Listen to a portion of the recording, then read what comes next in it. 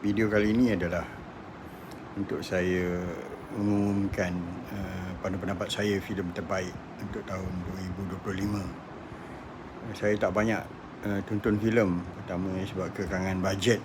Tahun ni tahun yang sangat sukar. Banyak filem yang saya miss sebab tak mampu. Contohnya filem Paul Thomas Anderson, One Battle After Another, dan beberapa filem lagi. Tapi ada filem yang saya dapat tengok kerana ada orang yang tolong belanja tiket. Dan satu lagi adalah filem yang saya tonton semasa Confit menganjurkan Kinofest di German Film Festival di Cyberjaya, MMU Cyberjaya. Setelah menonton banyak filem, ada beberapa filem yang sangat bagus dari Hollywood. Sinners, ada daripada Homebound, filem di Netflix, dan satu lagi adalah Train Dreams yang saya tonton dan saya sangat suka. Dan satu juga filem animasi Disney, tajuk dia Zootopia 2 pun saya sangat suka, yang saya tonton bersama dengan keluarga.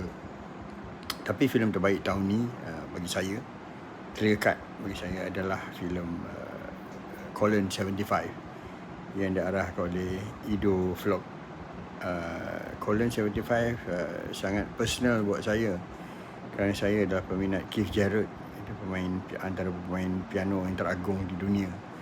Dan saya album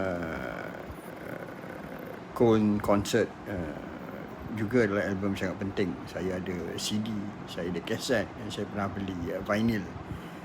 Kesemua format saya ada, dan setiap kali saya menulis selalu saya akan dengar lagu itu. Jadi apabila saya dengar yang Ido Vlog akan buat filem berkenaan dengan penganjuran konsert tu, agaklah saya teruja.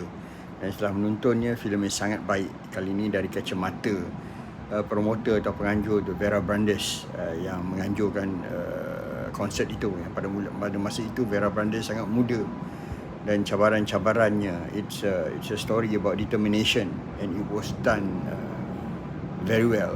It was done perfectly. Hampir saja berbentuk thriller, sebab sebab saya peminat konsert tersebut, dan saya dapat melihat bagaimana sukarnya Vera Brandes untuk menganjurkan konsert tersebut. Colon 75 adalah filem terbaik 2025.